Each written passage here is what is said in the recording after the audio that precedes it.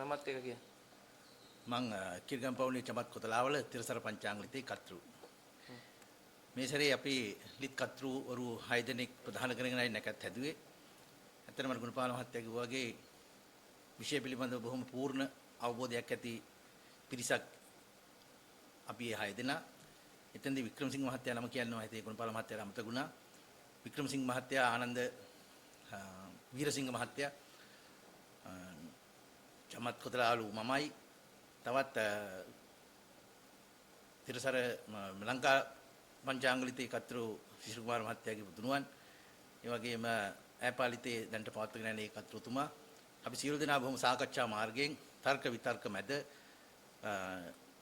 ස්ථීර කරගත්තා වූ නැකත් මේ පාරත් වැඩි කියලා මේ විකල්ප කණ්ඩායම දෝෂාරෝපණයක් නගලා තියෙනවා පත්‍රවල ලියලා තියෙනවා. ගිය සැරේ එකට හිටියේ කණ්ඩායම මේ සැරේ දෙකක් වෙලා තුනක් වෙලා විවිධ නැකත් පත්‍ර ජනමාධ්‍ය හරහා ප්‍රචාරය කරලා තිබුණා. ඒක නිසා ඒ හැම එකක්ම ඒගොල්ලෝ සඳහන් කරන්නේ ඉෂිභාහිතය අනුව හැදුවයි කියලා. ඇත්තටම ඉෂිභාහිතය අනුව හදලා නැත්තේ ඒගොල්ලෝයි. අපි ඉෂිභාහිතය අනුවමයි හැදුවේ. නැකත් සෑදීමේදී සූර්ය සංක්‍රාන්තිය ප්‍රධාන කරගත්තා වූ ක්‍රමවේද වලට යටත්ව පැය 6 විනාඩි 24ක් పూర్වත් පැය 6 විනාඩි 24ක් පරවත් ස්ථීර වශයෙන් සංක්‍රාන්ති කාලය කියලා සඳහන් කරලා තියෙනවා. ඒක නොනගතේ කාලය කියලා මේ මිනිසුන් හදාගත්ත එකක් නිසා පොතපතේ මේ පිළිබඳව සඳහනක් නැහැ. සංක්‍රාන්ති කාලය. ඒක පුණ්‍ය කාලය කියලා සඳහන් කරනවා.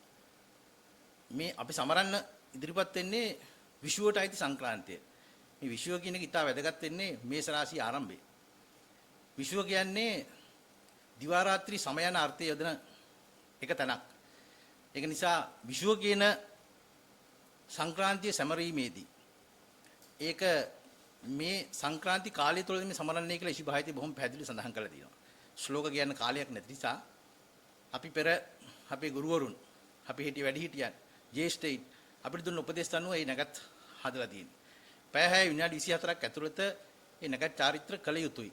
එසේ නොකළ කල්හි ඒක දෝෂයක් ඇති වෙනයි කියලා පැහැදිලිව තියෙනවා. විකල්ප කණ්ඩායම ඒගොල්ලන්ට අවශ්‍ය කොටස විතරක් අරගෙන අර ඒ පිළිබඳව තියෙන විශේෂ කොටස් අත්හරිනවා. මම කියන්නේ මේ විෂය පිළිබඳව නිරත වෙන පිරිසට 68 වන පිටුවේ බොහොම පැහැදිලිව ලියලා තියෙනවා විෂ්ණුපාදයේ සංක්‍රමණ විශේෂ කියන එක. ඒකදී සඳහන් කරනවා තුලා හා මේෂ රාශිවල වන සංක්‍රමණයෙන් පෙර පසු පෑ 16 පුණ්‍ය කාලයේ වේ. පැහැදිලිව ලියලා තියෙනවා. ඒක පුණ්‍ය කාලය. ඒක නිසා ඒක මේ පැය 3යි විනාඩි 12ක් කියන එකට අදාළ එකක් නෙවෙයි. ඒකෙදී පෙර පුණ්‍ය කාලය අපි පුණ්‍ය කටයුතු සඳහාත් පසු පුණ්‍ය කාලය ඒ සූර්යයා පිදීමේ චාරිත්‍ර සඳහාත් යොදාගත් පුණ්‍ය කාලයයි. සූර්යයා පිදීමේ චාරිත්‍ර හැටියට ඉෂිභාහිතේ සඳහන් කරලා තියෙන්නේ සූර්යයා ප්‍රධාන කරගත්තා වූ සෞරග්‍රහ මණ්ඩලයට ඒ වගේම දෙවි දේවතාවුන් වහන්සේලාට පහන් දැල්වා තමන්ට හැකිපමණින් ආහාර පූජාවක් කරන්න කියලා. කිරිබත් කියන එක විශේෂයි. මේ සතියකට විතර කලින් හදාගත්තා වූ කැවුම් කොකිස් පූජා කරන එක නෙමෙයි වැදගත් වෙන්නේ.